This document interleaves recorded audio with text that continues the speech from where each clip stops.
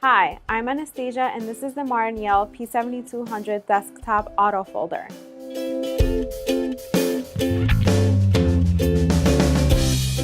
The P7200 can do 4 different types of paper folds, each with their own unique applications.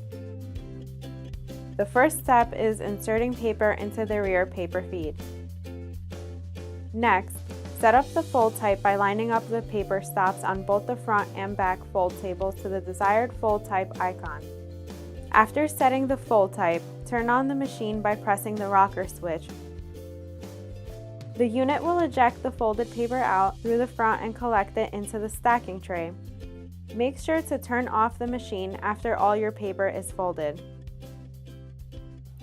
Say goodbye to hours of manual paper folding by adding the Martin Yale P7200 to your cart today.